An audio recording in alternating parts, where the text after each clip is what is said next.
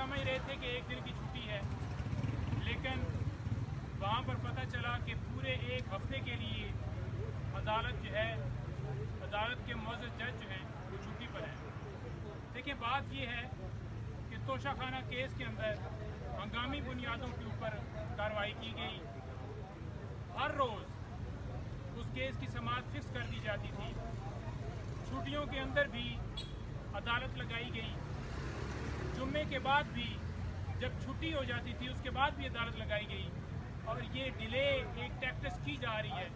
कभी जज साहब बीमार होते हैं, कभी वकील साहब बीमार होते हैं, कभी उनकी तैयारी नहीं है, और कभी एक हफ्ते की बगैर रीज़न के एक लंबी छुट्टी दी जाती है।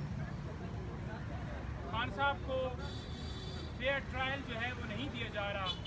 बुनियादी इंसानी हकूक़ जो हैं उनके ऊपर ये हमला है, और किसी तरह से अदालतों का ये रवैया नहीं होना चाहिए। 24 अदालतों के एडमिनिस्ट्रेटिव जज जिनके पास हमने आज दरख्वास्त दी कि आज आप ड्यूटी जज हैं और मेहरबानी फरमाकर आप इस केस की समाअत करें, उन्होंने ये कहा कि ये नोटिफिकेशन बाकायदा तौर पर हुआ है और मैं इस केस की समाअत जो है नहीं कर सकता, क्योंकि जो ऑफिशियल सीक्रेट एक्ट के तहत अदालत बनाई गई है वो अलग से ऑर्डर है और मेरे पास उसकी जुरिस्डिक्शन नहीं है।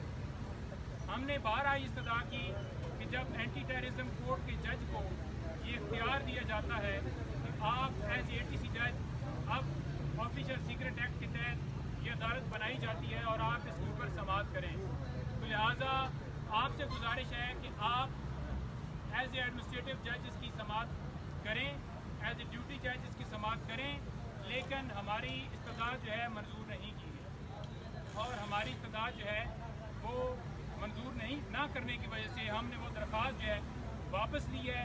अब हम रजिस्ट्रार के पास इस्लामाबाद हाई कोर्ट में रजू करेंगे और उनसे ये दरख्वास्त करेंगे कि अगर ड्यूटी जज वहाँ पर जो समाअत नहीं कर पा रहे इस केस की, तो इस अदालत की कार्रवाई किसी और अदालत में वो कौन जज होंगे जिनको ट्रांसफ़र आप करें और इस केस के ऊपर समाअत हो।